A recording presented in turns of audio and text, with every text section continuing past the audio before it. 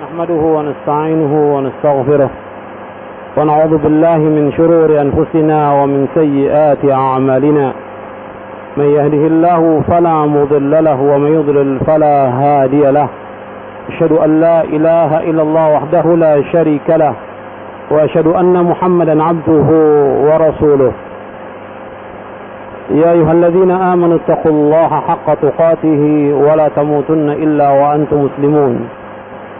يا أيها الناس اتقوا ربكم الذي خلقكم من نفس واحدة وخلق منها زوجها وبث منهما رجالا كثيرا ونساء واتقوا الله الذي تساءلون به والأرحام إن الله كان عليكم رقيبا.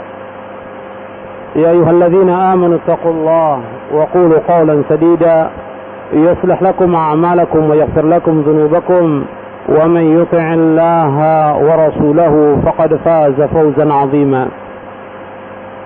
أما بعد فإن أصدق الحديث كتاب الله وخير الهدي هدي محمد صلى الله عليه وعلى آله وسلم وشر الأمور محدثاتها وكل محدثة بدعة وكل بدعة ضلالة وكل ضلالة في النار. Ayolah ikhwah, azakumullah. Alhamdulillah, kita bersyukur kepada Allah Subhanahu wa taala atas segala nikmat yang Allah karuniakan kepada kita.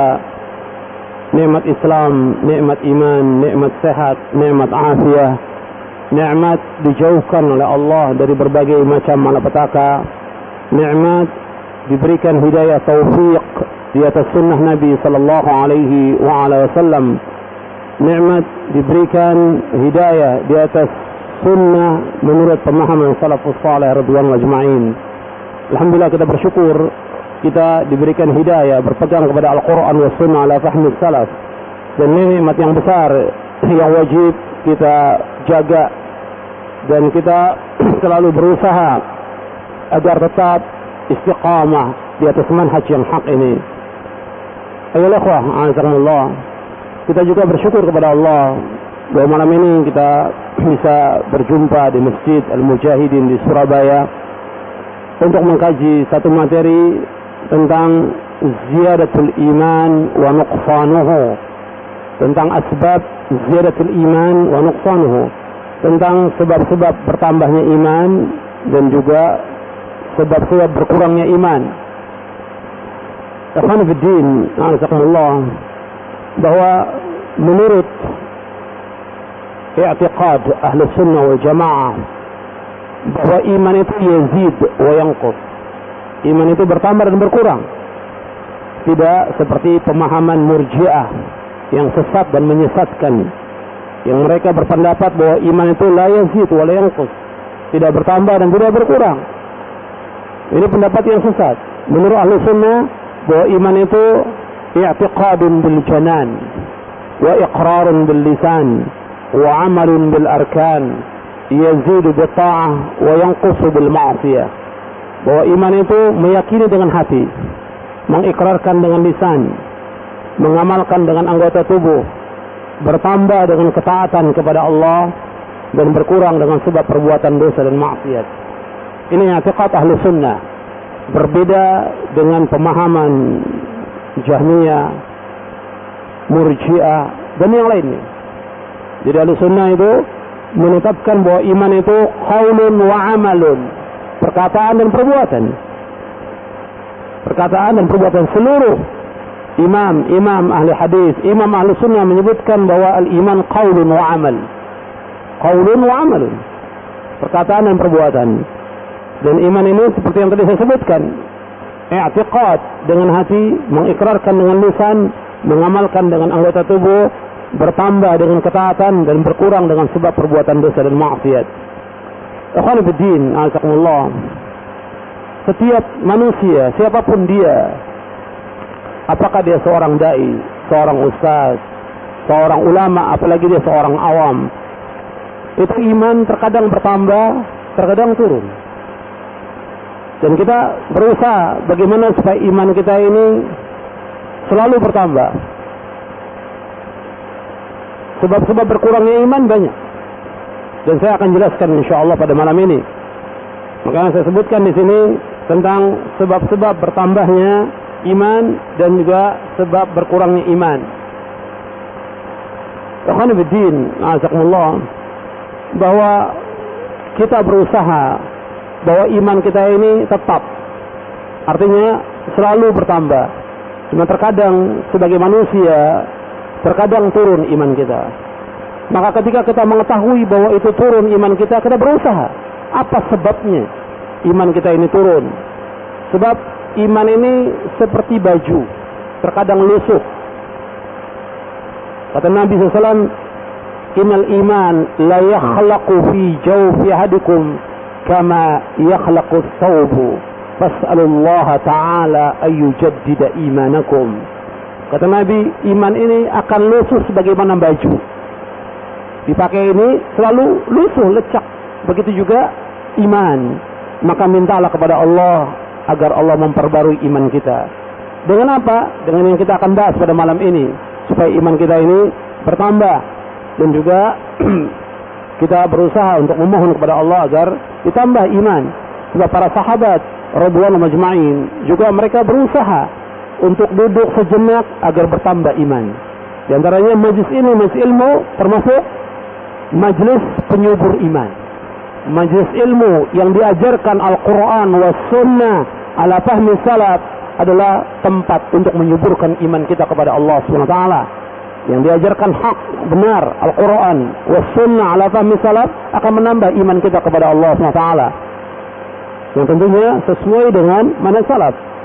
Terkadang ada orang yang ghulu, berlebihan, ada juga yang tafrid, yang menyia-nyiakan. Makanya kita harus sesuai dengan manhaj salaf supaya iman kita ini bertambah kepada Allah SWT. Kemudian ikhwan fillah, azakumullah, di antara sahabat juga ada yang berdoa agar selalu ditambah imannya oleh Allah SWT. Sebagaimana Abdullah bin Mas'ud radhiyallahu an, dia selalu berdoa, Allahumma zidna imanan wa yaqinan wa fiqhan. Ya Allah, tambahkanlah aku iman, kefahaman tentang agama, dan juga Allah mazidna iman wa yaqinan wa fiqhan. Ya Allah, tambahkanlah aku iman, keyakinan dan pemahaman tentang agama. Yang diminta oleh Abdullah bin Mas'ud radhiyallahu an, minta ditambah iman agar imannya selalu bertambah kepada Allah SWT. Kemudian minta ditambah keyakinan. Yang ketiga, minta ditambah agar kita paham tentang Islam ini. Kita berusaha untuk memahami Islam ini dengan benar, karena yang merusak dari pemahaman yang hak ini itu yang pertama karena su'ul qasad, karena jeleknya niat. Yang kedua karena su'ul faham, karena jeleknya pemahaman. Jadi kalau kita mengikuti manhaj yang hak ini, maka kita harus berusaha untuk mengikhlaskan diri kita, ikhlas karena Allah, dan minta kepada Allah agar tambah iman kita. Kemudian berusaha untuk memahami Islam ini dengan benar. Sebab jeleknya pemahaman juga akan menurunkan iman kita kepada Allah SWT. Firqah-firqah yang sesat, mereka jelek pemahaman mereka, sehingga bagaimanapun ibadah mereka tidak akan menambah iman mereka kepada Allah. Bertambah jauh. Karena apa? Karena mereka tidak memahami Islam dengan benar, dan mereka beribadah tidak sesuai dengan contoh Rasulullah sallallahu alaihi wa ala alihi wasallam. Ikhwan fillah, azakumullah, kita akan bahas tentang sebab-sebab pertamanya iman ini yang saya ambil dari kitab Asbab Ziyadatul Iman wa Nuqsanuhu yang ditulis oleh Syekh Abdul Razak bin Abdul Muhsin Al-Abbad. Saya ringkas dari buku ini. Di antara sebab pertamanya iman, yang paling penting yang pertama yaitu mempelajari ilmu yang bermanfaat, yang bersumber dari Al-Quran dan Sunnah menurut pemahaman salafus saleh. Itu mempelajari ilmu yang bermanfaat. Mempelajari ilmu yang bermanfaat, yang bersumber dari Al-Quran dan Sunnah ala fahmi salaf. Antum perhatikan, ikhwan fillah, jazakumullah, menuntut ilmu ini hukumnya wajib, hukumnya fardu ain. Dan dengan kita menuntut ilmu, ikhwan fillah, jazakumullah, akan bertambah iman kita kepada Allah Subhanahu wa taala. Nabi sallallahu alaihi wasallam bersabda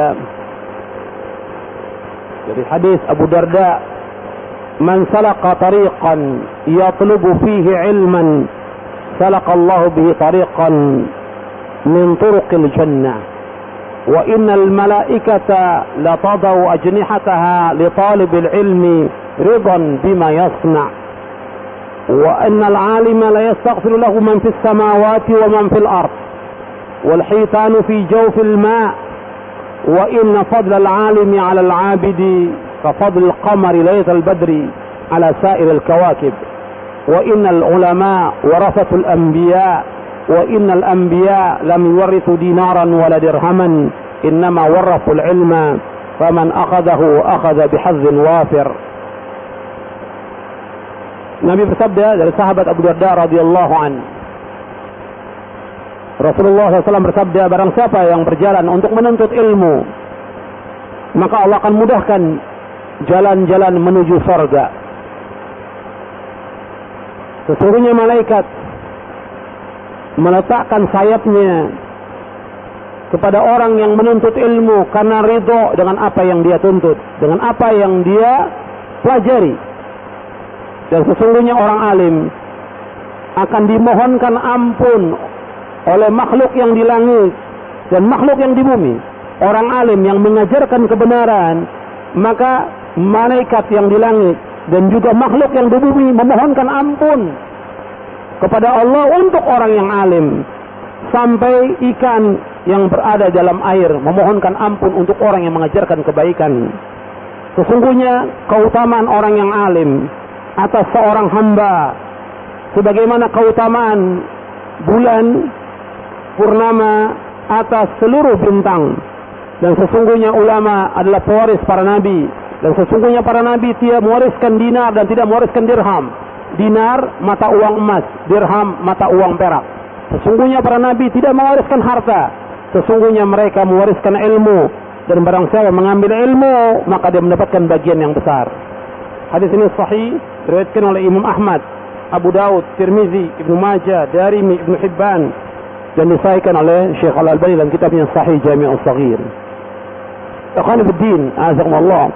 Di sini Nabi SAW menyebutkan tentang keutamaan orang yang berjalan menuntut ilmu. Makanya ikhwan fiddin azakumullah, kita jangan lepas menuntut ilmu tetap sampai kita diwafatkan oleh Allah.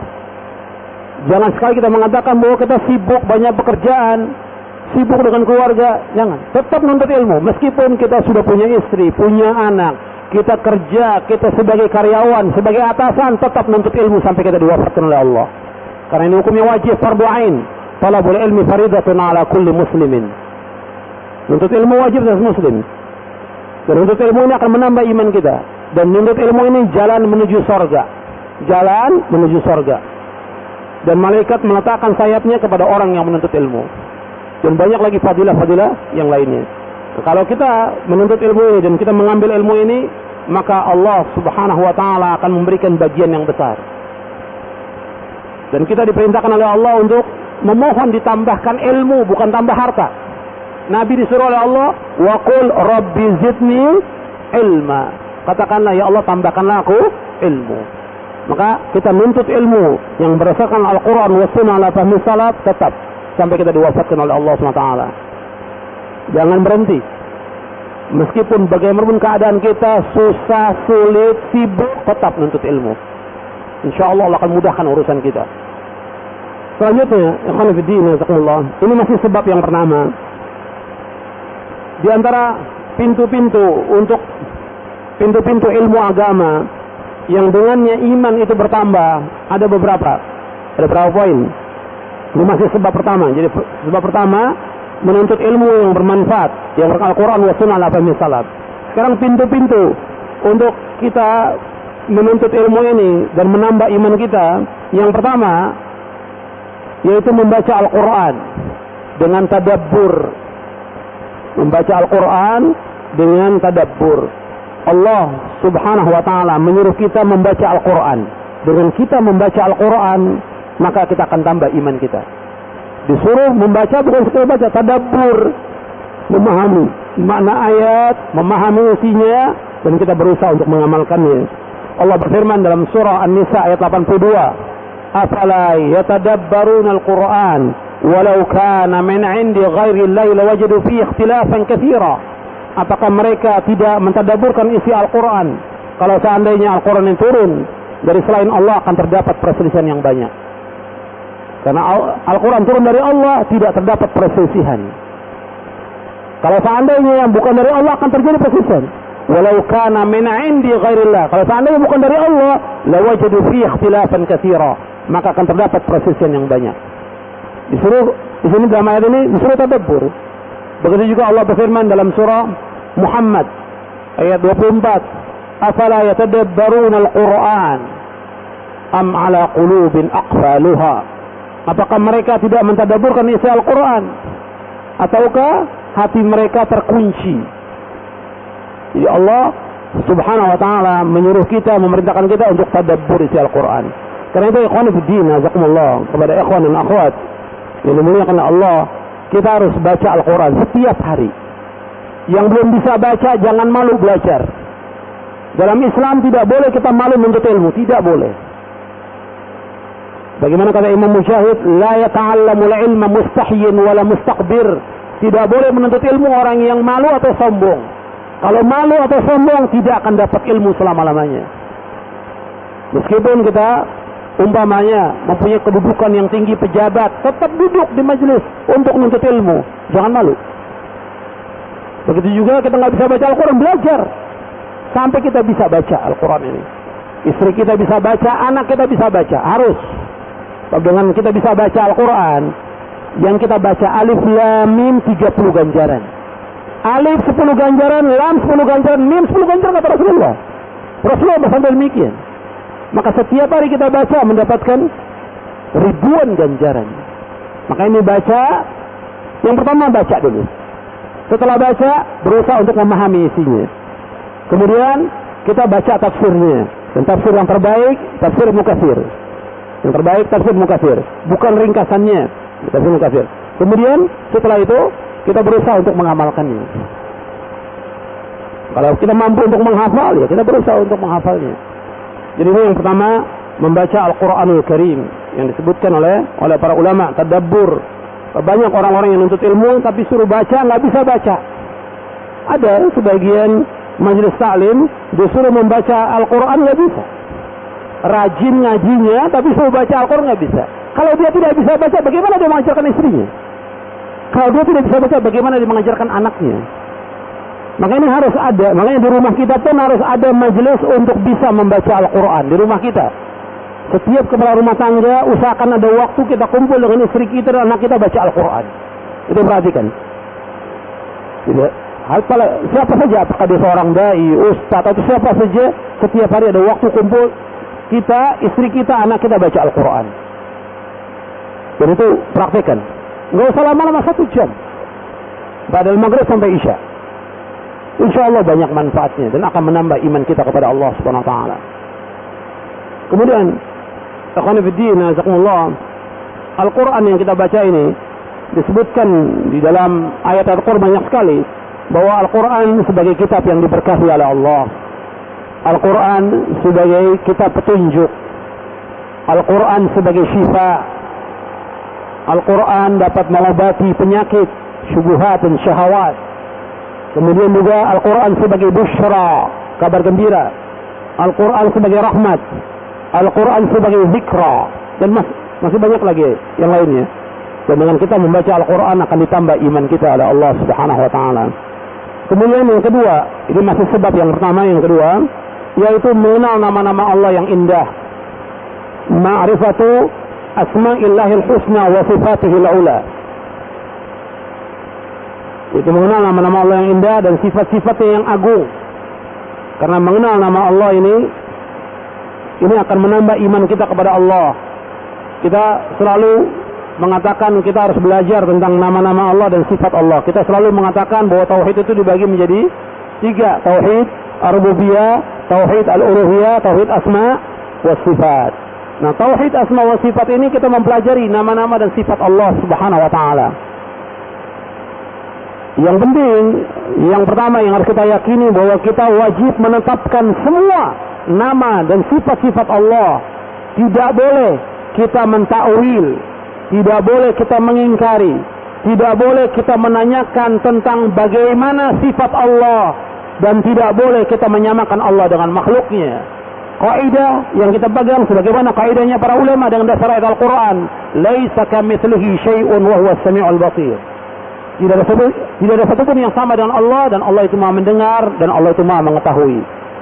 Jadi kita wajib menetapkan apa-apa yang Allah tetapkan, dan juga yang ditetapkan oleh Rasulnya sallallahu alaihi wasallam. Dan kita wajib menafikan apa yang dinafikan oleh Allah, dan juga yang dinafikan oleh Rasulnya sallallahu alaihi wasallam tentang sifat-sifat Allah SWT. Jadi apa yang Allah tetapkan, Rasul tetapkan, kita wajib tetapkan. Apa yang dinafikan, kita wajib nafikan. Tapi yang harus kita ingat, dalam kita menetapkan, tidak boleh kita mengingkari, tidak boleh kita mentakwil atau mentahrif, tidak boleh kita menanyakan tentang bagaimana sifat Allah, dan yang keempat, tidak boleh kita menyamakan Allah dengan makhluknya. Ini kaidah yang ditetapkan oleh para ulama Ahlus Sunnah. Dan mempelajari nama-nama dan sifat Allah SWT itu akan menambah iman kita. Dan mengkaji tentang tauhid asma wa sifat merupakan asyraful ulum. Asyraful ulum, semulia-mulia ilmu. Karena apa? Yang kita kaji tentang Allah SWT yang maha alim, yang Allah yang memberikan ilmu kepada seluruh makhluk ini. Maka kita mengkaji ilmu tentang nama dan sifat Allah merupakan asyraful ulum, semulia-mulia ilmu. Kemudian dengan kita mempelajari nama-nama dan sifat Allah SWT akan menimbulkan kecintaan kita kepada Allah, akan menambah rasa takut kita kepada Allah SWT. Kalau antum mempelajari bahwa Allah Subhanahu wa Ta'ala, saya ambil contoh aja dari sekian banyak contoh, kita mempelajari bahwa Allah SWT berada di atas arsy, dan arsy-Nya Allah Subhanahu wa Ta'ala makhluk yang paling besar dari seluruh makhluk Allah. Yang paling besar arsy-Nya Allah, dipikul oleh malaikat. Jarak malaikat yang memikul arsy Allah antara pundak dengan telinganya sejauh 700 tahun burung terbang. Kalau burung diletakkan di pundak malaikat itu sampai ke telinganya malaikat tersebut, 700 tahun burung terbang. Menunjukkan tentang besarnya malaikat, besarnya arsy Allah, Allahu Akbar, dan Allah yang maha besar. Tambah rasa takut kita kepada Allah SWT. Meskipun Allah berada di atas arsy, tidak ada satupun yang tersembunyi bagi Allah. Ya'lamu kha'inatal a'yun wa ma tukhfi sudur. Allah mengetahui semua mata-mata yang khianat, dan Allah mengetahui apa yang terdapat dalam dada manusia. Diketahui Allah. Tambah rasa takut kita kepada Allah Subhanahu wa Ta'ala, tambah cinta kita kepada Allah Subhanahu wa Ta'ala. Maka mempelajari asma wa sifat akan menimbulkan rasa khauf, rasa takut, raja, mengharap, mahabbah, cinta kepada Allah yang merupakan rukun ibadah. Tiga ini, cinta, takut, dan harap, merupakan rukun ibadah, bukan syarat. Kalau syarat dua, ikhlas dan ittiba, yang disebutkan oleh para ulama. Begitu juga dengan kita mempelajari asma wa sifat akan menimbulkan keikhlasan kita kepada Allah. Anda perhatikan berapa banyak orang yang salat, berapa banyak orang sedekah, infak, nggak diterima oleh Allah. Karena apa? Hilangnya faktor ikhlas. Banyak dakwah juga yang tidak mengena. Kenapa? Faktor keikhlasan. Makanya diperintahkan oleh para ulama Ahlussunnah ikhlas, ikhlas, ikhlas. Selalu nasihat mereka seperti itu. Takwa dan ikhlas. Ikhlas. Maka dengan kita mengenal Allah SWT, maka akan tambah keikhlasan kita. Makhluk ini nggak ada manfaat. Makhluk ini tidak bisa memberikan manfaat. Makhluk tidak bisa menolak bahaya. Yang bisa memberikan manfaat hanya Allah. Yang bisa menolak bahaya hanya Allah. Dengan itu kita akan menuju seluruh bentuk ibadah hanya kepada Allah, tidak kepada yang lainnya. Dan kita mengikhlaskan, makhluk tidak bisa memberikan ganjaran, nggak bisa memberikan pahala. Makhluk tidak punya surga, makhluk tidak punya neraka. Yang punya surga dan neraka Allah. Maka jangan kita ibadah ini karena manusia, karena makhluk, ingin dipuji, ingin disanjung, atau riya karena manusia. Ini akan menghabiskan seluruh amal, habis, hapus amal itu. Maka dengan kita mengenal nama-nama Allah dan sifat-sifat Allah, akan timbul keikhlasan kita semata-mata karena Allah SWT. Bertambah iman kita, bertambah keikhlasan kita kepada Allah. Banyak orang-orang yang beramal, tapi amalnya nggak diterima. Nabi pernah menyebutkan, ada orang yang sholat 60 tahun sholat nggak diterima oleh Allah SWT. 60 tahun sholat nggak diterima oleh Allah. Dan hadis ini dihasankan oleh Syekh Al-Albani dalam silsilah hadis as-sahihah. Karena faktor apa? Faktor tidak ikhlas, faktor tidak khusyuk, faktor tidak tumanina. Makanya ikhlas ini penting. Dengan kita mengenal nama Allah dan sifat-sifatnya, maka kita mengikhlaskan ibadah semata-mata karena Allah Subhanahu wa taala. Begitu juga dengan kita mengenal Allah, bahwa Allah yang menciptakan makhluk ini, Allah yang memberikan rezeki, Allah yang mengatur alam semesta, Allah memberikan semua fasilitas kepada kita, dan Allah yang menolong kita dari semua usaha dan juga mara bahaya. Allah yang menolong kita, maka kita akan beribadah semata-mata karena Allah. Makanya Allah Subhanahu wa taala ketika menyebutkan tentang tauhid ar-rububiyah, Allah bawakan apa? Agar manusia beribadahnya kepada Allah. Ya ayuhan nasu ubudu rabbakumul ladzi khalaqakum wal ladzina min qablikum la'allakum tattaqun. Wahai manusia, beribadah kepada Allah yang telah menciptakan kamu dan orang-orang sebelum kamu agar kamu bertakwa.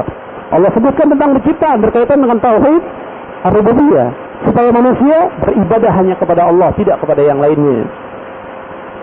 Begitu juga di antara manfaat kita mempelajari tauhid asma wa sifat, bahwa dia termasuk arkanul iman yang pertama, rukun iman yang pertama. Tauhid ar-rububiyah, uluhiyah, asma wa sifat. Maka dengan kita mempelajarinya, maka kita akan bertambah iman kita kepada Allah. Dan juga mempelajari tauhid asma wa sifat ini merupakan aslul asya' kulliha. Kata Syekh Dr. Abdul Razak bin Abdul Hasan Al-Abad, kata beliau, annal ilma bihi ta'ala aslul asya'i kulliha, bahwa mengenal nama-nama sifat Allah merupakan pokok segala sesuatu. Dan orang kalau dia mengenal Allah SWT, maka akan bertambah takut kepada Allah. Man kana lillahi a'raf kana lillahi akhwaf. Ada seorang ulama salaf mengatakan begini, man kana billahi a'raf kana lahu akhwaf. Barang siapa yang dia mengenal Allah SWT dengan sebenar-benarnya, maka dia akan takut kepada Allah Subhanahu wa taala. Maka ulama yang sebenarnya adalah ulama yang takut kepada Allah yang sebenarnya. Innama yakhshallaha min ibadihil ulama. Sesungguhnya yang takut kepada Allah adalah para ulama.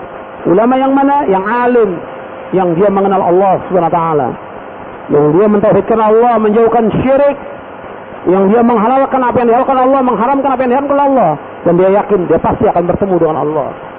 Bagaimana dijelaskan oleh Al-Hafidz Ibnu Katsir dalam tafsirnya. Selanjutnya, yang ketiga, masih sebab yang pertama, yaitu merenungi perjalanan hidup Nabi yang mulia.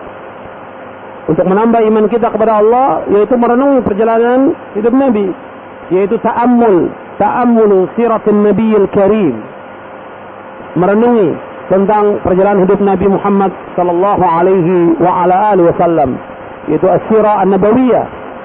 Bagaimana Nabi sallallahu alaihi wasallam berjuang, berdakwah, dan yang lainnya, hijrah, jihad, dan yang lainnya. Kita harus merenungi perjalanan hidup Rasulullah sallallahu alaihi wasallam. Karena dengan kita merenungi perjalanan hidup Nabi, maka akan bertambah iman kita kepada Allah Subhanahu wa taala. Dan sering saya sampaikan bahwa mengenal Nabi Muhammad sallallahu alaihi wasallam bukan sekedar mengenal atau mengetahui kelahirannya, atau wafatnya beliau, atau bapak atau ibunya atau pamannya, atau siapa ibu yang menyusui dan yang lain. Bukan. Yang paling penting mengenal Nabi yaitu ittiba, yaitu ittiba kepada Rasulullah sallallahu alaihi wasallam. Kalau kita cinta kepada Allah, maka kita wajib ittiba kepada Rasulullah sallallahu alaihi wasallam. Qul in kuntum tuhibbunallaha fattabi'uni yuhibbukumullah wa yaghfir lakum dzunubakum wallahu ghafurur rahim. Katakanlah, seandainya kalian cinta kepada Allah, ikuti aku, ikuti Rasulullah SAW. Niscaya Allah akan cinta kepada kalian. Allah akan mengampuni dosa-dosa kalian, dan Allah Maha Pengampun lagi Maha Penyayang. Jadi ikhwan fiddin, azakumullah, kita diperintahkan oleh Allah untuk ittiba kepada Rasulullah SAW. Contoh teladan kita Rasulullah, bukan ustaz, bukan dai, Rasulullah. Laqad kana lakum fi Rasulillahi uswatun hasanah liman kana yarjullaha wal yawmal akhir wa dzakarallaha katsira. Sungguh telah ada bagi kalian pada Rasulullah contoh teladan yang baik yang kita ikuti Rasulullah Sallallahu Alaihi Wasallam. Kalau kita merenungi perjalanan hidup beliau, maka kita akan bertambah iman kita kepada Allah Subhanahu Wa Taala. Artinya kalau kita bandingkan cobaan yang kita alami sekarang dalam dakwah, belum sebanding dengan cobaannya para nabi dan cobaannya Nabi Muhammad Sallallahu Alaihi Wasallam. Belum sebanding. Tantangan dalam dakwah itu ya lebih berat tantangan dakwah Rasulullah SAW. Maka dengan kita melihat bagaimana Rasulullah berdakwah dan bagaimana tantangan beliau akan menambah iman kita kepada Allah Subhanahu Wa Taala. Wah, musibah yang menimpa kita kecil dibandingkan dengan musibah yang menimpa Rasulullah Sallallahu Alaihi Wasallam. Begitu juga yang keempat, masih sebab yang pertama, merenungi keindahan agama Islam. Merenungi keindahan agama Islam, yaitu ta'ammul mahasinuddin al-islami. Merenungi tentang keindahan agama Islam, bahwa agama Islam ini agama yang indah. Kalau kita mau bahas tentang indahnya agama Islam ini panjang. Ya, agama Islam ini agama yang indah, cuma tercoreng dengan rusaknya sebagian orang, atau firqah-firqah yang sesat, atau pemahaman yang sesat, sehingga agama Islam ini tercoreng. Ada yang ghuluw, ada yang ifrat, ada yang tafriq, ada yang taksir, ada yang berlebihan, ada yang menyia-nyiakan.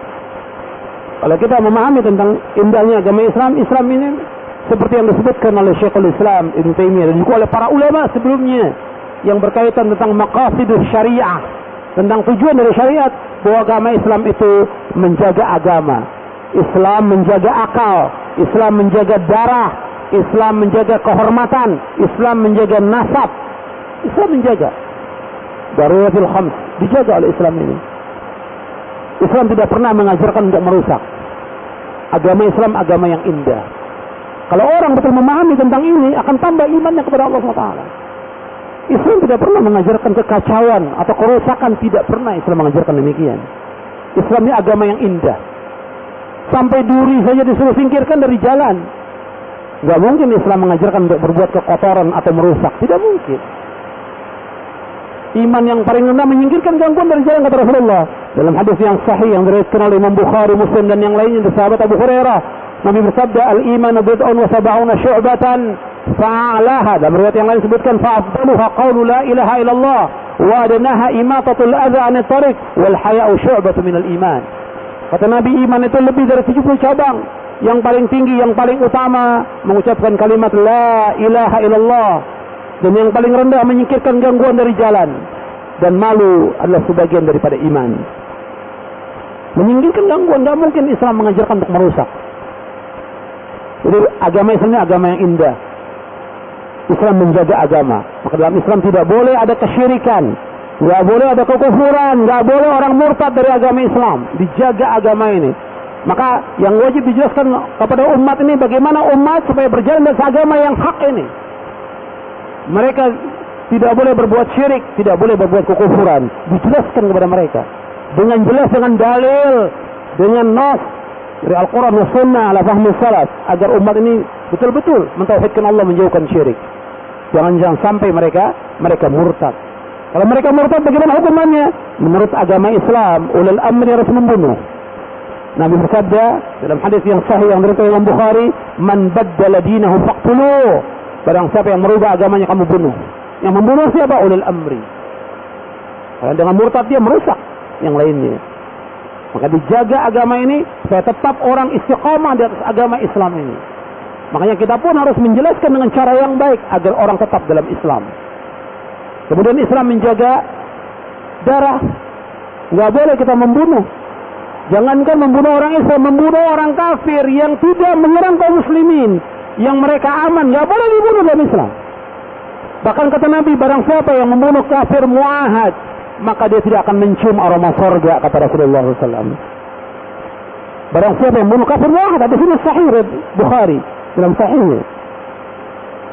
Kata Nabi, man qatala muahadan lam yarih raihatal jannah. Barang siapa yang membunuh kafir muahad tidak akan mencium aroma surga. Dalam riwayat yang lain, dalam riwayat Nasai, barang siapa memukul kafir zimmi yang dapat perlindungan dari negara Islam, maka dia tidak akan mencium aroma surga. Kalau orang kafir yang tidak memerangi kaum muslimin tidak boleh dibunuh, apalagi orang Islam. Maka Nabi bersabda, inna dima'akum wa amwalakum wa a'radakum haramun alaikum ka hurmati yaumikum hadha fi syahrikum hadha fi baladikum hadha. Kata Rasulullah, sesungguhnya darah kalian, harta kalian, kehormatan kalian haram sebagaimana haramnya tempat ini, negeri ini dan di bulan ini. Itu di Mekah, di Arafah Nabi bersabda pada waktu itu. Gak boleh tumpahkan darah seorang muslim. Kadang-kadang masalah kecil, halal darah kamu. Gak boleh dalam Islam. Begitu juga kehormatan, gak boleh merobek kehormatan seorang muslim, dijaga dalam Islam. Gak boleh menjelek-jelekan dia, gak boleh menuduh dengan tuduhan yang tidak benar. Riba itu lebih dari 7 cabang. Yang paling tinggi riba, arbal riba. Apa kata Rasulullah? Syatmu a'radil muslim, mencaci maki kehormatan seorang muslim. Riba. Yang paling rendah riba seperti seorang berzina dengan ibunya. Yang paling tinggi merobek kehormatan seorang muslim. Jaga kehormatan, jangan menuduh. Apalagi dia seorang dai, jangan tuduh dengan tuduhan-tuduhan yang jelek. Kalau dia akidahnya jelas, manhaj jelas, jangan dituduh dengan tuduhan yang jelek. Dan akan dituntut sampai hari kiamat. Ini kehormatan seorang muslim. Begitu juga Islam menjaga kehormatan, Islam menjaga nasab. Makanya dalam Islam nggak boleh ada perzinaan, dan jalan yang membawa ke zina tidak boleh. Jadi agama Islam ini agama yang indah. Kalau ini betul-betul dilaksanakan oleh kaum muslimin, insya Allah banyak orang berbondong-bondong masuk ke dalam Islam. Cuma tercoreng, saya katakan tadi tercoreng dengan orang-orang yang jelek pemahamannya, dengan firqah-firqah yang sesat, sehingga banyak orang menjauh dari Islam dan menuduh Islam ini teroris. Karena apa? Karena ulah sebagian orang yang jelek akhlaknya, yang jelek pemahamannya. Islam ini mengajarkan kedamaian sesuai dengan syariat. Bukan berarti Islam tidak mengajarkan jihad. Jihad tetap ada, tetap berlaku sampai hari kiamat jihad. Tapi ada kaidahnya, ada dawabitnya sesuai dengan syariat Islam. Dan saya bahas panjang lebar dalam buku saya, Syarah Aqidah Ahlussunnah wal Jamaah. Saya jelaskan itu, bagaimana jihad menurut syariat Islam. Selanjutnya yaitu membaca perjalanan hidup salafus saleh, yaitu qiraatu sirati salafil ummah, yaitu membaca perjalanan hidup salafus saleh, membaca perjalanan hidup mereka. Karena kalau kita baca perjalanan hidupnya salafus saleh, akan bertambah iman kita kepada Allah Subhanahu wa taala. Allah menyebutkan dalam Al-Qur'an, kuntum khaira ummatin ukhrijat lin-nasi ta'muruna bil ma'ruf wa tanhauna 'anil munkar wa tu'minuna billah. Kalianlah sebaik-baik umat yang ditampilkan di tengah-tengah manusia, menyuruh yang ma'ruf, mencegah yang munkar, dan beriman kepada Allah. Kemudian Nabi juga bersabda, khairun nasi qarni thumma alladhina lahum thumma alladhina lahum. Sebaik-baik manusia pada masaku, kemudian yang sudahnya, kemudian yang sudahnya. Sebaik-baik manusia pada masa Rasulullah tentang apanya? Bukan tentang wajahnya, bukan tentang tubuhnya, bukan tentang kendaraan, bukan tentang rumah. Khairun nas, sebaik-baik manusia tentang akidahnya, tentang manhajnya, tentang dakwah, tentang akhlak, tentang muamalah, para sahabat yang terbaik. Maka kalau kita lihat perjalanan hidup mereka, bertambah iman kita kepada Allah Subhanahu wa taala. Makanya kita harus banyak membaca perjalanan hidupnya para sahabat, dan ini ditulis oleh para ulama tentang sirah para sahabat radhiyallahu ajmain. Ditulis oleh para ulama tentang biografi hidup mereka. Anda bisa lihat tentang kitab Manaqib, ya, Manaqib dan Sahih Bukhari, dan dalam sahih yang lainnya itu disebutkan tentang manaqibnya Abu Bakar, Umar, Utsman, dan para sahabat yang lain. Kalau kita melihat bagaimana keutamaan mereka, kita akan berusaha untuk apa? Untuk meniru jejaknya mereka. Yang dengan itu akan bertambah iman kita kepada Allah Subhanahu wa ta'ala. Ayyajtahid al-muslimu fil qiyam bil a'mali salihati al-khalisah liwajhi Allah ta'ala wa ay yuqtira minha wa yudawim 'alayha. Jadi hendaknya seorang muslim bersungguh-sungguh dan giat dalam beramal soleh karena Allah, memperbanyak dan terus menerus. Ikhwan fiddin, azakumullah, kita disuruh melakukan amal-amal soleh, terutama pada zaman sekarang ini, zaman fitnah. Di zaman fitnah itu bukan banyak berbicara dan perhatikan kata orang begini, kata fulan begini, yang banyak amal. diperbanyak amal. Yang mengatakan demikian siapa? Rasulullah SAW. Rasulullah dalam hadis yang sahih yang diriwayatkan oleh Imam Muslim, Nabi bersabda, badiru bil a'mali fitanan ka qita'il lailil muzlim yusbihu ar-rajulu mu'minan wa yumsi kafiran wa yumsi mu'minan wa yusbihu kafiran yabi'u dinahu bi'aradin minad dunya. Kata Nabi SAW, segeralah kalian melakukan amal-amal saleh, karena fitnah-fitnah yang ada ini seperti bagian-bagian malam yang gelap gulita. Pagi seorang beriman, sore dia kafir. Sore dia beriman, pagi dia kafir. Dia menjual agamanya dengan dunia yang sedikit. Ini kita lihat di zaman yang ada, zaman fitnah. Baik itu fitnah syubuhat maupun fitnah syahwat. Sebagaimana dijelaskan oleh Imam Ibnu Qayyim bahwa fitnah yang besar dua, fitnah syahwat dan fitnah syubuhat. Maka dalam menghadapi fitnah ini, fitnah syubuhat ya berkaitan dengan aliran, pemahaman, golongan, pemikiran yang menyimpang. Syahwat ya berkaitan tentang wanita, harta, kedudukan, jabatan, dan dunia. Ini syahwat. Maka fitnah ini betul masuk terus ke dalam hati manusia. Makanya untuk melawannya dengan apa? Dengan banyak melakukan amal saleh karena Allah. Amal saleh ikhlas karena Allah dan sesuai dengan contoh Nabi. Amal saleh kita lakukan ikhlas karena Allah dan sesuai dengan contoh Nabi. Lakukan terus amal itu. Jadi ikhwan fillah, azakumullah, kita dalam kondisi yang sekarang ini memperbanyak amal. Dengan kita banyak melakukan amal saleh yang wajib maupun yang sunnah akan menambah iman kita kepada Allah. Salat yang wajib, salat yang sunnah, amalkan. Zakat yang wajib, sedekah yang sunnah, infak, amalkan. Saya sebutkan di sini, di antaranya amal-amal yang kita lakukan yaitu ibadah hati. Yang kedua ibadah badan. Yang ketiga ibadah anggota badan. Ibadah hati ibadah ikhlas. Setiap amal kita lakukan ikhlas. Seperti antum sekarang menuntut ilmu ini, ikhlas karena Allah. Jangan karena yang lain. Jangan karena dunia, ikhlas karena Allah. Orang yang belajar menuntut ilmu karena dunia nggak akan mencium aroma surga. Kata Nabi, man ta'allama ilman mimma yubtagha bihi wajhullah la yata'allamu illa liyusiba bi arad min ad-dunya lam yajid arfal jannati yaumal qiyamah. Barang siapa yang belajar menuntut ilmu yang mestinya karena Allah tapi bukan karena Allah dilakukan, karena ingin mendapatkan sedikit dari dunia, maka dia tidak akan mencium aroma surga pada hari kiamat. Hadis sahih yang diriwayatkan oleh Imam Tirmidzi dan yang lainnya.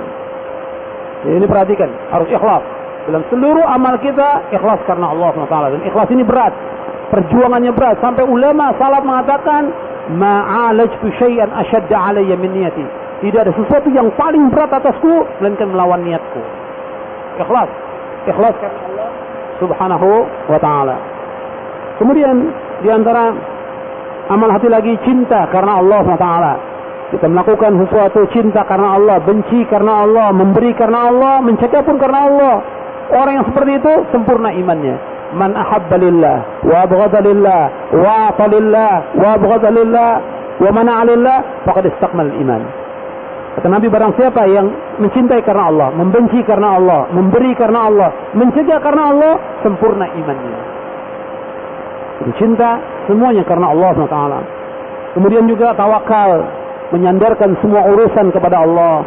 Taubat, berharap, takut, ridho, sabar, dan yang lainnya.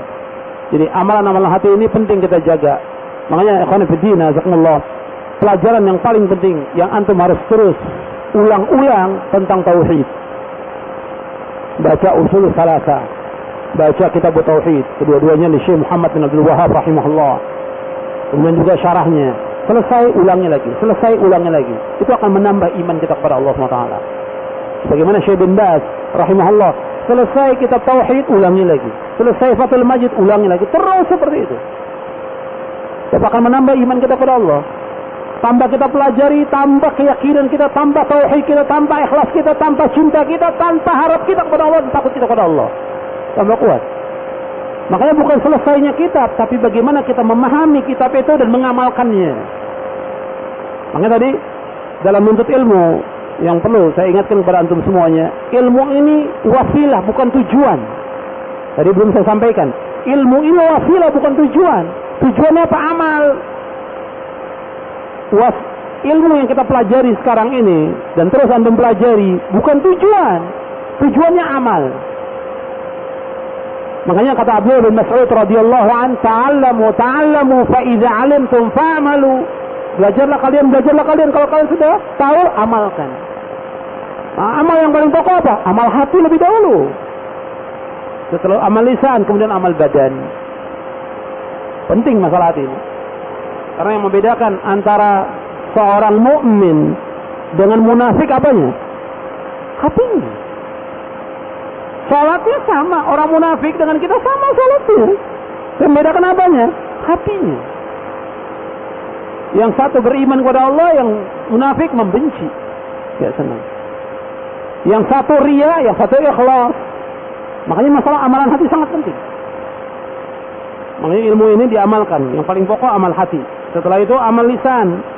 Makanya kita harus banyak juga melakukan zikir kepada Allah yang sesuai dengan sunnah. Ingat, zikir yang sesuai dengan sunnah. Banyak orang-orang berzikir yang tidak sesuai dengan sunnah. Kemudian membaca Al-Quran tiap hari, tadi sudah saya jelaskan. Berzikir, bertakbir, bertasbih. Kemudian membaca la ilaha illallah, istighfar, memuji Allah, bersalawat kepada Rasul, dan masih banyak amal-amal lisan yang lainnya. Di antara amal lisan yang paling penting setelah zikir kepada Allah apa? Mengucapkan yang ma'ruf, menyuruh yang ma'ruf, mencegah yang mungkar. Ini utama. Mendakwakan orang kepada kebenaran, menyampaikan dengan kata-kata yang lemah lembut, dengan ilmu, ini baik. Sebab Allah menyebutkan dakwah ini termasuk perkataan yang paling mulia dari semua perkataan yang ada di muka bumi. Wa man ahsanu qawlan mimman da'a ila Allah wa 'amila salihan wa qala innani minal muslimin. Dan tidak ada orang yang paling baik perkataannya, kata Allah, melainkan siapa? Orang yang mengajak manusia ke jalan Allah dan dia beramal saleh dan dia mengatakan saya orang Islam. Jadi ini perhatikan bahwa lisan ini mempunyai pengaruh yang penting dalam kehidupan kita. Katakan yang baik atau diam. Katakan yang baik. Sebab kita melihat kemungkaran, kita tegur. Nggak boleh kita diam. Tapi dengan cara yang baik. Lisan ini yang paling banyak kesalahan anak Adam. Dengan lisan ini kita bisa bertambah iman kita. Dengan lisan ini bisa hancur sehancurnya manusia. Kata Nabi SAW, "Aktsaru khataya bani Adam fi lisani." Kebanyakan kesalahan anak Adam di mana? Di mulutnya, kata Rasulullah. Makanya kata Nabi, ada orang yang berkata, yang dia pikirkan perkataan itu, yang dengan itu dia dimasukkan oleh Allah ke dalam neraka sejauh timur dan barat, kata Rasulullah. Dan ada orang yang berkata, yang dia tidak pikirkan perkataan itu baik, yang dengan itu dia dimasukkan ke surga. Makanya antum hati-hati sebagai talabatul ilm, perhatikan lisan antum. Jaga, jangan ghibah, jangan fitnah, jangan mengadu domba, jangan membawa isu, gosip dan yang lainnya. Antum enggak tahu urusan, tasabbut. Kalau tidak, diam. Man kana yu'minu billahi wal yawmil akhir falyaqul khairan aw liyasmut, kata Rasulullah. Barang siapa yang beriman kepada Allah dan hari akhir, katakan yang benar atau diam. Ini saya ingatkan semuanya kepada ikhwan dan akhwat. Dan afatul lisan, apanya, kerusakan atau bahaya dari lisan ini sangat berbahaya. Sangat berbahaya. Makanya kita hati-hati. Semuanya kita hati-hati dengan lisan ini yang bisa menjerumuskan orang ke dalam neraka. Dan bahkan di dalam hidupnya dia tidak barokah dengan sebab lisannya. Bahkan bisa apa? Bisa mati hatinya. Bahkan dia bisa su'ul khatimah dengan sebab lisannya. Waliyadzubillah, nasallallahu alaihi wasallam. Makanya antum hati-hati. Kadang-kadang kita mencela ulama, mengejek ulama, menyalahkan ulama dan lain-lain, seolah-olah kita sebagai hakim yang lebih tinggi daripada ulama. Kenapa? Mungkin baca buku, mungkin baca internet dan segala macam, kemudian lisan kita menyampaikan kepada orang yang dengan itu menjerumuskan kita ke dalam neraka. Makanya hati-hati, lisan jaga. Makanya ibadah lisan yang baik-baik kita ucapkan dan selalu kita berzikir kepada Allah. Kemudian ibadah anggota badan. Ikhwanifiddin, azakumullah, seluruh ibadah anggota badan, apakah itu salat, puasa, zakat, haji, melaksanakan salat yang 5 waktu, salat malam, salat sunat yang lain, itu akan menambah iman kita kepada Allah. akan menambah iman. Kita melakukan puasa Senin Kamis dan segala macam, itu akan menambah iman kita kepada Allah SWT. Makanya kita berusaha untuk memperbanyak amal yang sesuai dengan sunnah dan ikhlas semata-mata karena Allah. Dan amal yang sudah kita lakukan jangan kita ceritakan pada orang, jangan riya. Amal yang kita lakukan, antum perhatikan, harus dawam dan continue. Antum bisa melakukan menuntut ilmu dengan continue, bisa. Maka yang lainnya pun continue. 5 waktu di masjid continue, sedekah continue, bangun di tengah malam continue, baca Al-Quran continue, semua dawam. Bapak Nabi bersabda, khairul a'mali adwamuha wa in qalla. Sebaik-baik amal itu yang continue, yang terus menerus, yang dawam meskipun sedikit. Makanya kita continue. Istiqamah, sabat, manhaj yang hak ini sampai kita diwafatkan oleh Allah SWT. Continue. Antum bangun tengah malam, antum nggak bisa sholat malam 11 rakaat, 2 rakaat. Nggak mampu 2 rakaat witir, 1 rakaat masa nggak bisa? Lakukan. Nabi SAW pernah bersabda kepada remaja Abdullah bin Amr bin As, ya Abdullah, la takun mithla fulanin, kana yaqumul lail, fataraka qiyamul lail. Muttafaqun alaih. Kata Nabi, wahai Abdullah, maka Abdullah bin Amr masih muda, masih remaja, bin Amr masih belasan tahun. Jangan kamu seperti si fulan, tadinya dia rajin salat malam, kemudian ditinggalkan salat malamnya. Nabi mencela. Kemudian Nabi juga bersabda kepada Abdullah bin Umar, masih remaja, masih belasan tahun. Kata Nabi SAW, ni'mar rajulu Abdullah law kana yusalli bil lail. Sebaik-baik orang adalah Abdullah, maka Abdullah bin Umar kalau dia salat malam.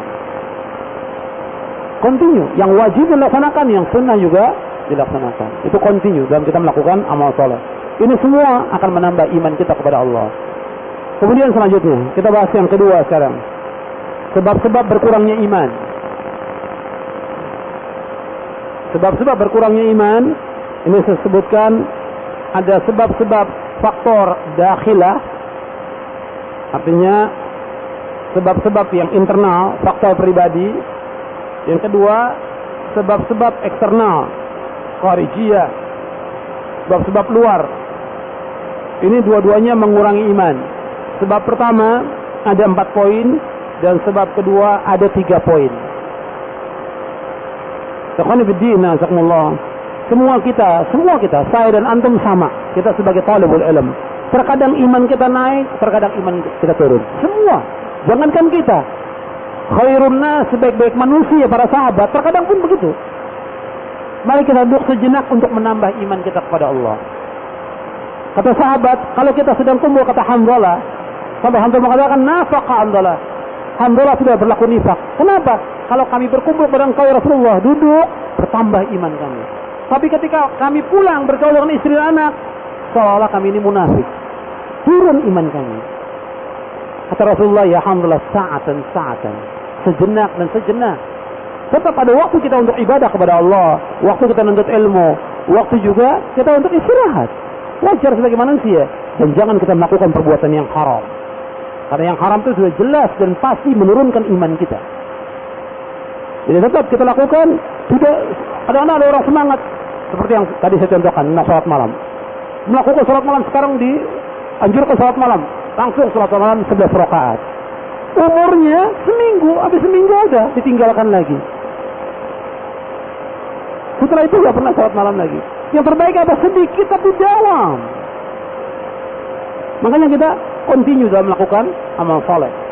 Sa'atan sesuai dengan sunnah Nabi SAW. Di antara sebab-sebab yang menyebabkan berkurangnya iman dan turunnya iman kita, yang pertama bodoh, jahil. Jahil ini merupakan aslu kulli syarrin, merupakan sebab segala macam kejelekan. Jadi kata Imam Ibn Qayyim bahwa al-jahlu aslu kulli syarrin. Jahil itu, kebodohan itu merupakan pokok dari semua kejelekan. Makanya disuruh kita belajar untuk menghilangkan kebodohan kita. Orang menentang agama ini karena kejahilan dia, kebodohan dia. Orang melanggar syariat karena kejahilan dia, dan yang lainnya. maka disuruh kita belajar. Disuruh kita belajar. Sebab al-jahl ini termasuk yang membuat orang itu turun imannya dan turun imannya, berkurang imannya karena kebodohan dia tentang agama Islam ini. Kemudian yang kedua, lalai, berpaling. Dia lalai dan dia berpaling. Ini dalam beberapa ayat Allah sebutkan tentang orang-orang yang berpaling. Dia tahu kebenaran, namun dia berpaling dari kebenaran. Tahu ilmu agama ini baik, kita belajar akan menenteramkan hati, akan menambah iman, tapi dia nggak mau belajar. Dia berpaling. Justru dia sibuk dengan ilmu-ilmu yang lain. Dia tahu tentang ilmu dunia secara umum yang wajib kifayah, tapi yang fardu ain dia lupakan. Allah sebutkan dalam surah Ar-Rum, surah 30 ayat 7, ya'lamuna zahiran minal hayatid dunya wa hum 'anil akhirati hum ghafilun. Mereka tahu tentang kehidupan dunia, tapi tentang akhirat mereka lalai. Dalam surah Ar-Rum, surah 30 ayat 7. Mereka tahu tentang kehidupan dunia. Sampai disebutkan, sampai logam, mata uang emas, perak, tahu dia timbangannya. Nggak perlu ditimbang, tapi dia tahu. Tapi suruh wudu, suruh sholat, nggak tahu dia. Dia tahu tentang zahirnya, tapi nggak tahu. Yang pertama sebab jahil, yang kedua dia berpaling. Tahu dia kebenaran. Banyak orang-orang yang berpaling. Orang yang berpaling nanti dikuasai oleh apa? Dikuasai oleh syaitan. Dia tahu kebenaran, tahu ini hak Quran wa sunnah ala fahmi salaf, tahu, dia tidak mau. Dia tahu itu benar, hatinya mengetahui itu benar, tapi dia tolak. Karena apa? Karena faktor mungkin dunia, faktor teman, faktor yang lain. Orang yang sudah tahu kebenaran, kemudian dia menyimpang dari kebenaran, dibiarkan oleh Allah. Falamma zagu azaghallahu qulubahum. Tatkala dia sudah mulai berpaling, Allah biarkan dia sesat. Dibiarkan sesat. Maka ini hati-hati. Maka orang-orang yang berpaling itu dari peringatan Allah, dia berpaling. Bagaimana? Dikuasai oleh syaitan. Seperti Allah sebutkan dalam surah Az-Zukhruf. Wa man a'rada 'an dzikri.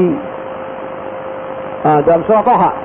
Fa inna lahu ma'isyatan dhanka. Dalam surah Az-Zukhruf disebutkan wa man ya'shu 'an dzikri ar-rahman nuqayyid lahu syaitanan fa huwa lahu qarin. Wa man ya'shu, dan barang siapa berpaling dari peringatan Allah, nuqayyid lahu syaitanan, kami tetapkan bagi dia syaitan, fa huwa lahu qarin, maka setan itu tetap dengan dia sebagai temannya. Kalau orang sudah tahu kebenaran, dia berpaling dari peringatan Allah, maka bertambah turun imannya, bertambah turun. Makanya ini harus orang selalu introspeksi kepada dirinya, lihat kekurangan-kekurangan dirinya, dan dia berusaha untuk kembali ke jalan yang hak ini. Kemudian yang ketiga, melakukan perbuatan maksiat, perbuatan dosa. Jadi fi'lul ma'asi wa irtikabudz dzunub. Ini faktor yang terbesar.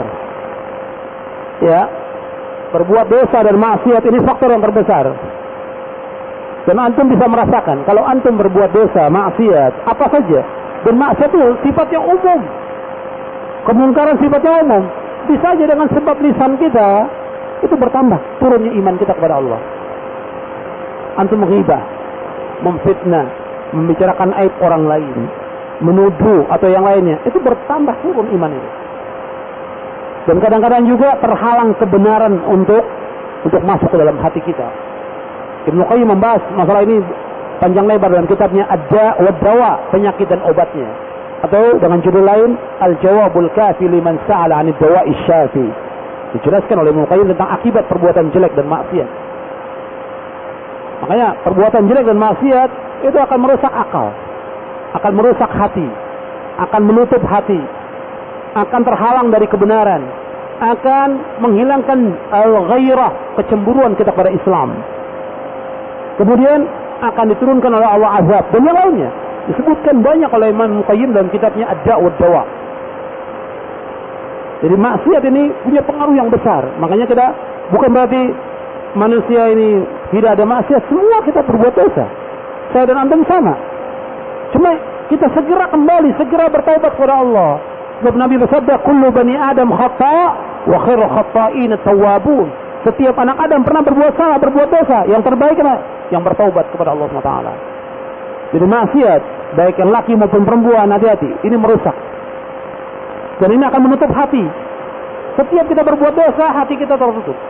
Nabi bersabda dalam hadis yang hasan yang diriwayatkan oleh Imam Ahmad, Tirmizi dan yang lainnya dari sahabat Abu Hurairah radhiyallahu an, Nabi bersabda, "Innal 'abda idza akhta khati'atan nukitat fi qalbihi nuqtatun sauda hatta idza huwa naza'a wastaghfara wa taba fuqila qalbuhu wa in 'ada zida fiha hatta ta'lu qalbuhu wa huwa ar-ranu alladhi dzakara Allah ta'ala kalla bal ran 'ala qulubihim ma kanu yaksibun."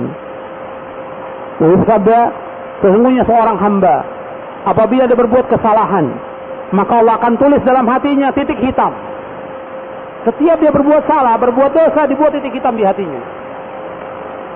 Apabila dia taubat, istighfar, minta ampun kepada Allah, fuqila qalbu, maka licin hatinya, putih lagi, bersih lagi. Wa in ada zida fiha, kalau dia berbuat dosa lagi, ditambah lagi titik hitam dalam hatinya. Hatta ta'lu qalbahu, sehingga titik hitam itu menutup hatinya. Wa huwa ar-ranu alladhi dzakara Allah taala, itulah kutupan yang Allah sebutkan dalam surah Al-Mutaffifin di ayat 14, kalla bal rana ala qulubihim ma kanu yaksibun. Tidak sekali-kali, bahkan apa yang dia telah lakukan telah menutup hati mereka. Hadis ini hasan, diriwayatkan oleh Imam Ahmad, Tirmizi dan yang lainnya dari sahabat Abu Hurairah radhiyallahu anhu. Jadi akhwan fiddin, azakumullah, dosa itu punya pengaruh. Sampai pernah ada seorang ulama salaf mengatakan, kalau aku berbuat dosa, aku bisa lihat dari istriku dan juga kendaraanku. Istri, pembantu, dan juga kendaraan. Meronta dia, memberontak. Istri kurang ajar, anak kurang ajar dengan sebab perbuatan dosa dan maksiat yang kita lakukan. Istri melawan kita, anak melawan kita dengan sebab dosa dan maksiat yang kita lakukan. Seorang ulama salaf mengatakan demikian. Aku lihat perbuatan dosaku dari apa? Pengaruh. Sebab dosa itu punya pengaruh. Dan dosa ini punya pengaruh kepada siapa? Hatta kepada alam semesta. Hajar aswad itu tadinya putih. Allah turunkan dari surga putih, lebih putih dari susu. Kata Nabi apa? Sawadathu khataya bani Adam. Menjadi hitam dengan sebab apa? Dengan dosa-dosa anak Adam. Cium nempel dosanya, cium nempel dosanya, cium nempel dosanya. Hitam. Asalnya putih, kata Nabi, lebih putih dari susu. Dan riwayatnya sahih. Iya, dosa itu punya pengaruh pada alam semesta. Makanya ketika orang kafir mati bagaimana? Alam semesta mustarih wa mustara. Kalau orang kafir mati, gembira alam semesta, istirahat dari gangguannya. Mustarih wa mustara. Hadis sahih riwayat Muslim. Jadi dosa itu punya pengaruh pada alam semesta.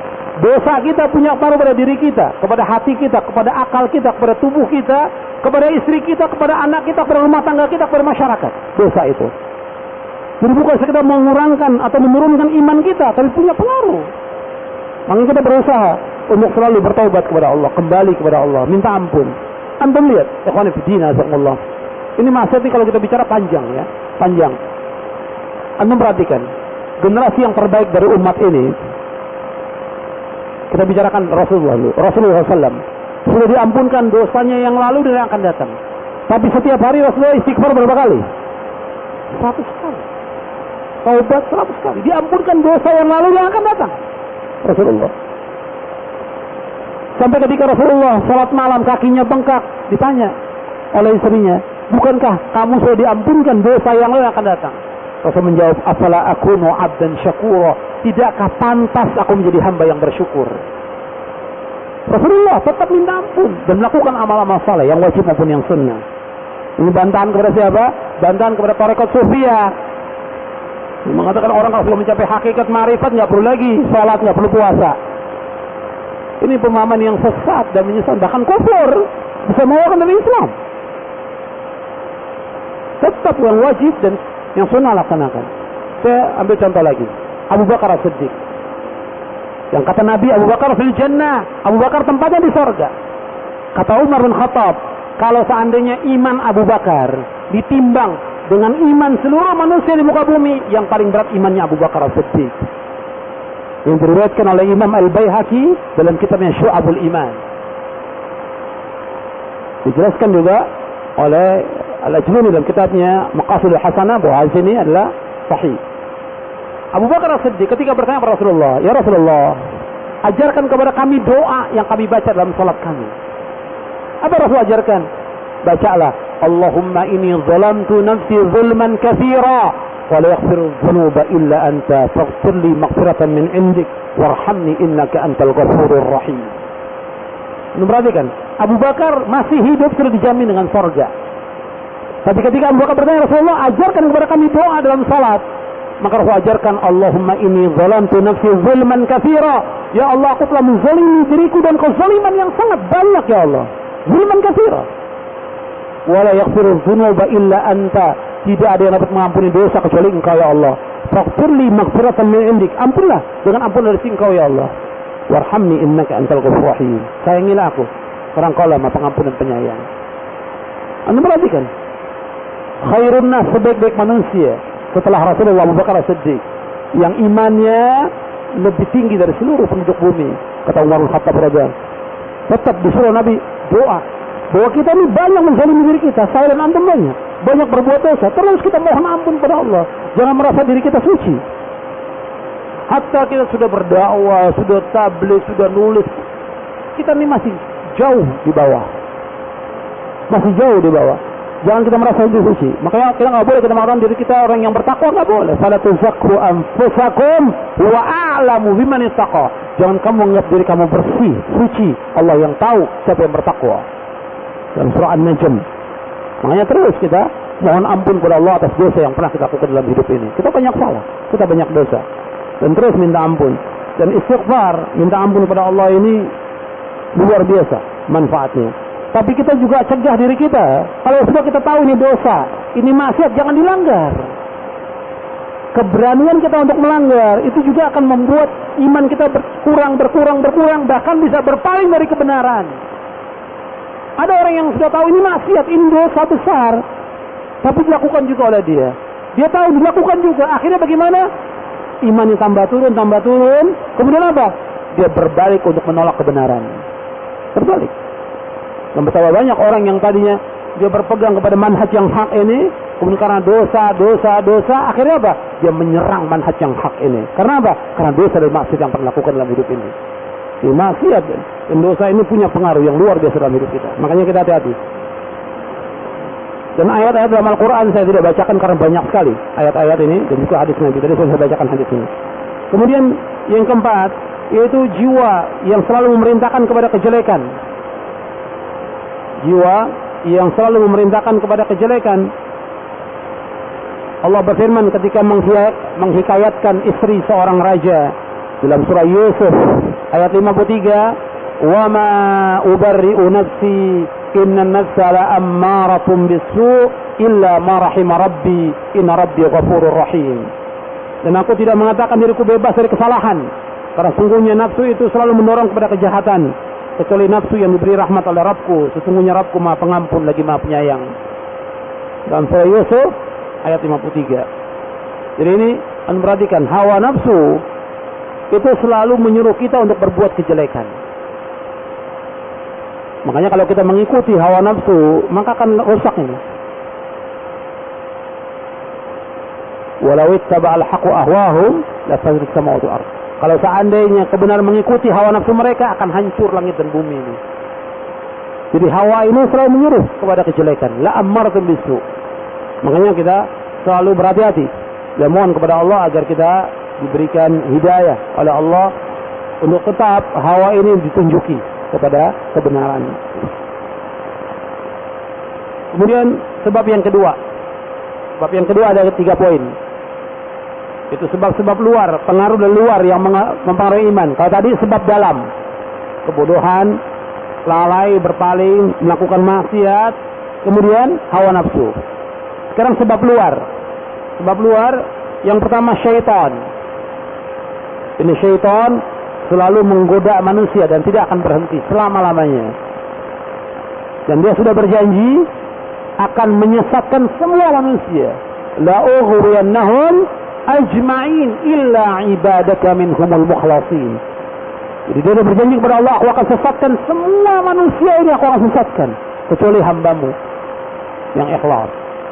Makanya setan ini musuh yang nyata. Inna syaitana lil insani aduwwun mubin. Sesungguhnya syaitan itu bagi manusia musuh yang nyata. Kemudian juga ikhwan fillah jazakumullah, di dalam surah Al-Baqarah di ayat 208 Allah berfirman, "Ya ayyuhalladzina amanu dukhulu fis silmi kaffah wa la tattabi'u khutuwatis syaitan innahu lakum aduwwun mubin." Wahai orang-orang beriman, masuklah ke dalam Islam secara kafah. Maksudnya secara kafah, masuklah ke dalam Islam dengan melaksanakan seluruh ajaran Islam ini, yang wajib maupun yang sunnah. Itu maksudnya masuk ke dalam Islam secara keseluruhan, melaksanakan semua syariat Islam. Dan seluruh syariat Islam ini mudah, semuanya mudah. Wala tattabi'u khutuwati syaitan, jangan kalian mengikuti langkah-langkah syaitan. Sesungguhnya syaitan musuh yang nyata bagi kamu. Anda perhatikan, syaitan menggoda manusia tidak sekaligus, sedikit demi sedikit. Allah menyebutkan khatwah, selangkah demi selangkah. Yang pertama apa? Bagaimana supaya dia syirik, supaya dia kufur. Kemudian langkah kedua, bagaimana supaya dia melakukan bid'ah. Langkah ketiga, bagaimana supaya dia melakukan dosa-dosa besar. Langkah keempat, bagaimana melakukan dosa-dosa kecil. Langkah kelima, menyibukkan dia dari hal yang mubah, dari mengingat Allah SWT. Kemudian setelah itu menyibukkan dia dari hal-hal yang tidak bermanfaat. Itu langkah syaitan. Banyak talibul ilm, dia umpamanya kufur tidak, syirik juga tidak, jauh, dan dia berusaha untuk menjauhkannya. Kemudian bid'ah juga dia jauh, maka dijatuhkan oleh syaitan apa? Dosa-dosa besar. Dosa-dosa besar, baik bentuk perkataan atau perbuatan atau yang lain, dosa-dosa besar. Ini banyak talibul ilm yang dijatuhkan oleh syaitan ke dalam dosa-dosa besar. Bahkan kadang-kadang dianggap dosa besar satu hal yang wajar. Membicarakan aib orang, menggibah, memfitnah, dianggap hal yang biasa. Dia disuruh minum khamar tidak mau. Nggak mau suruh minum khamar. Disuruh makan bangkai nggak mau. Tapi makan bangkai saudaranya mau dia. Perhatikan, kata Ibnu Qayyim Al-Jauziyah, manusia disuruh minum khamar tidak mau dia. Disuruh makan bangkai nggak mau, haram. Tapi makan bangkai saudaranya dia mau. Ghibah. Allah sebutkan dalam Al-Quran tentang ghibah ini. Memakan bangkai saudara. Makanya ikhwan fillah jazakumullah, ini ada dosa besar. Belum lagi yang lainnya. Dosa-dosa yang lain banyak sekali yang dilakukan oleh seorang muslim, terutama juga berkaitan dengan hubungan hamba dengan hamba, muamalah dan yang lainnya. Ini hati-hati, jangan sampai kita melakukan perbuatan dosa. Ini juga kalau ini nggak bisa, setan jatuhkan kepada perbuatan dosa-dosa kecil. Kemudian setelah itu dijatuhkan kepada perbuatan-perbuatan yang tidak bermanfaat, yang menghilangkan waktu kita. Antum nggak merasa banyak waktu yang terbuang, banyak sekali. Talibul ilmu waktu terbuang dengan baca koran, baca majalah, main HP, SMS segala macam, berapa jam dalam sehari? Habis waktu. Lagi sibuk dengan internet, lihat berita ini, yang masuk ada syubhat di kepalanya. Kalau dia baca Al-Quran, baca tafsir, baca kitab atau buku yang bermanfaat, insya Allah itu manfaat buat dia. Tapi dia sibuk dengan seperti itu, akhirnya habis, sampai jauh, yang masuk syubhat. Buka lagi internet, masuk lagi syubhat, terus seperti itu. Ini godaan syaitan. Makanya syaitan sedikit demi sedikit masuk, yang habis waktunya. Akhirnya disibukkan lagi dengan hal-hal yang amal yang tidak bermanfaat kepada amal yang manfaat, yang sia-sia. Jadi antum perhatikan bahwa seorang muslim dan muslimah harus meninggalkan semua yang tidak bermanfaat. Min husni islamil mar'i tarkuhu ma la ya'ni. Kebaikan Islam seorang meninggalkan apa yang tidak bermanfaat. Selanjutnya dunia dan fitnahnya. Ini dunia ini fitnah, ya. Dunia ini kalau sebutkan dunia, ya berkaitan dengan harta, berkaitan dengan kedudukan, jabatan, dan yang lainnya. Ini fitnah. Harta fitnah. Kata Nabi, likulli ummatin fitnah, wa fitnatu ummati al-mal. Setiap umat itu ada fitnahnya. Fitnah umatku masalah harta. Hadis sahih riwayat Tirmizi. Harta ini fitnah. Dunia ini fitnah. Dunia ini fitnah Allah sebutkan dalam Al-Quran. Dunia ini Allah sebutkan apa? Mata'ul ghurur. Kehidupan yang menipu. Nah, banyak orang yang tertipu dengan dunia. Tidak nuntut ilmu, tidak mengaji, tidak baca Al-Quran. Sibuk dengan dunia. Sampai kadang-kadang juga tidak sempat dia untuk mengurus istri anaknya karena dunia. Tidak sempat baca buku yang bermanfaat karena dunia. Dunia ini kadang-kadang nggak salat berjamaah karena dunia. Dunia ini fitnah. Dan Allah dan Rasulnya sudah ingatkan terus. Dunia ini sampai digambarkan dengan yang sejelek-jeleknya tentang dunia oleh Rasulullah. Supaya apa? Supaya umat berpikir. Nabi melewati bangkai kambing yang cacat telinganya. Kata Nabi kepada sahabat, siapa di antara kalian yang mau bangkai kambing ini? Ya Rasulullah, kami tidak mau. Kalau seandainya kambing ini hidup, kami tidak mau karena cacat telinganya, apalagi sudah dibangkai. Kata Nabi, dunia ini lebih jelek daripada bangkai kambing. Dunia lebih jelek daripada bangkai kambing. Hadisnya sahih. Begitu juga Nabi pernah mengatakan, kalau seandainya dunia ini berharga di sisi Allah, maka orang kafir tidak akan diberikan setetes air. Ma saqa kafiran minha syarbata ma'in. Allah tidak akan berikan setetes air pun kepada orang kafir. Dunia ini tidak ada harganya.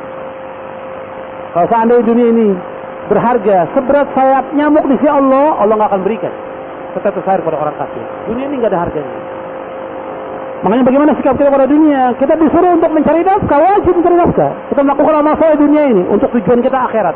Tujuan hidup kita seorang mukmin akhirat, bukan dunia. Dunia kita mencari nafkah, dunia wajib mencari nafkah. Tapi kita nggak boleh bergantung pada orang lain dalam hidup ini. Nggak boleh minta-minta, tidak boleh, hukumnya haram dalam Islam minta-minta. Kita wajib mencari nafkah. Tapi ingat, jangan sampai kita tertipu dengan dunia. Kadang-kadang orang sudah usaha berhasil, ingin lagi usaha, sampai ditinggalkan kewajiban dia kepada Allah SWT. Betul dia sedekah, betul dia infak, tapi ada kewajiban dia yang dia harus bersihkan hatinya. Dia melakukan ibadah kepada Allah, bukan tidak cukup dengan sedekah dan infak saja. Yang dia harus lakukan dengan amal badan dia dan amal hati dia, bukan sekedar sedekah dan infak. Sedekah dan infak sudah bagus, tapi harus dia amalkan, lakukan kewajiban dia kepada Allah SWT.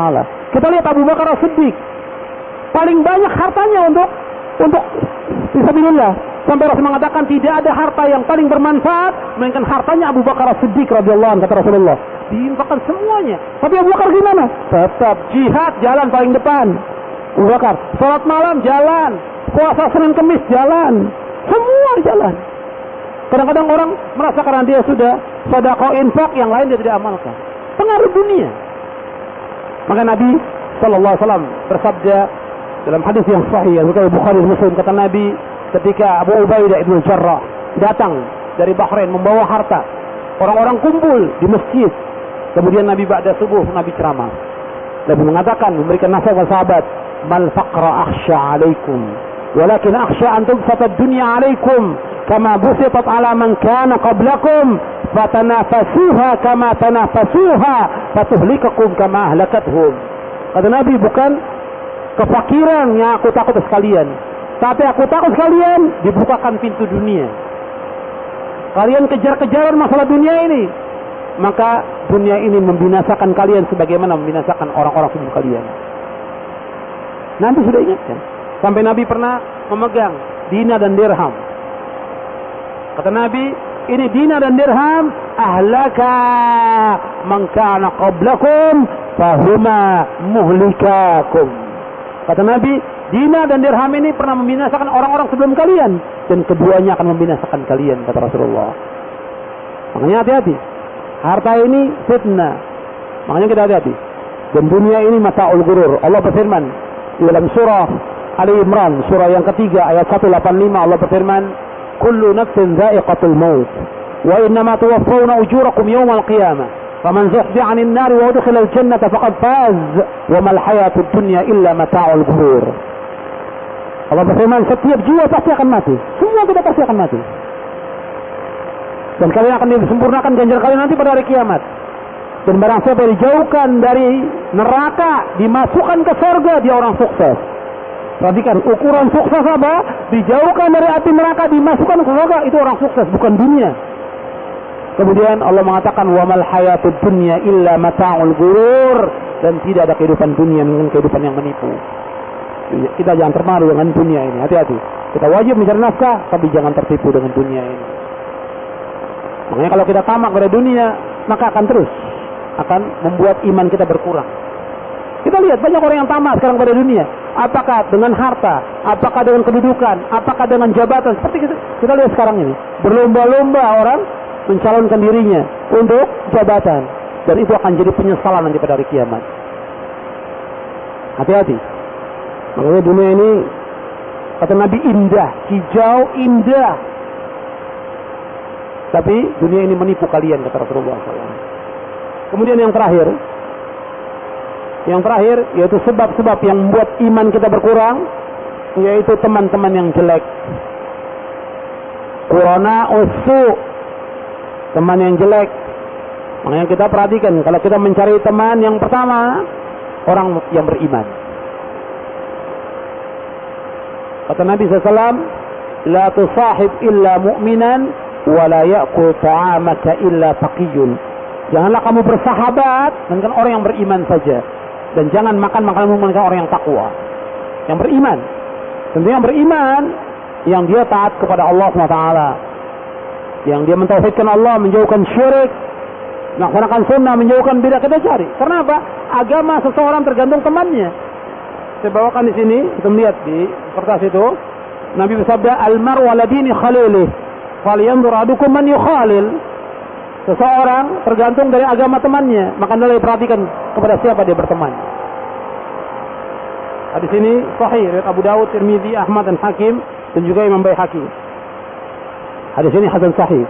Jadi teman kita perhatikan, teman kita siapa? Cari teman-teman yang baik, teman-teman yang saleh, yang taat kepada Allah, yang satu akidah, satu manhaj. Itu cari teman itu. Tapi ingat, ikhwan fillah, jangan perhatikan kepada ikhwan dan akhwat.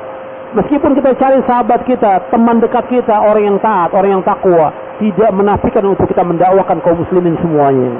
Kaum muslimin saudara kita, jangan kemudian kita menjauh dari mereka. Kita membuat komunitas sendiri, kita menjauh dari masyarakat, tidak boleh. Kita disuruh bergaul dengan masyarakat. Disuruh, kata Nabi, wa khaliqin nas bi khuluqin hasan, kata Nabi. Bergaul dengan manusia dengan akhlak yang mulia. Ya, jangan kemudian kita menganggap, wah ini orang karena nggak ikut sunnah, ya kita jauhkan, kita nggak salam, nggak boleh. Tetap salam. Ada orang yang melaksanakan sunnah dengan berjenggot, kemudian dia tidak isbal. Kalau ada yang tidak berjenggot, tidak isbal, kita jauhkan, tidak. Kita dekati dia, kita dakwakan dengan cara yang baik. Berarti dia yang akhwat, kadang-kadang ada yang baru hadir pengajian, pakai celana, pakai blue jean, pakai kaos. Dia belum tahu. Jangan kemudian dijauhkan. Yang pakai cadar, kumpul yang pakai cadar aja. Nggak mau bergaul. Ini nggak boleh dalam Islam seperti itu. Mereka semua saudara kita. Dekati dia. Jelaskan dengan cara yang baik. Mungkin pertama, jangan ditegur dulu. Nanti insya Allah yang kedua kita ingatkan dengan cara yang baik. Atau kita berikan buku lebih dahulu. Bergaul dengan cara yang baik. Rasul ajarkan. Kadang-kadang orang memusuhi kita karena cara kita, sikap kita bergaul tidak baik. Muamalah kita tidak baik. Yang kita cari sahabat karib betul, yang satu akidah, satu manhaj. Tapi bukan berarti selain kita musuh, tidak. Kita bergaul dengan mereka dengan cara yang baik. Yang dengan itu dia, insya Allah akan mengikuti dakwah kita. Dakwah kita ini dakwah sunnah, dakwah salaf, dakwah yang hak.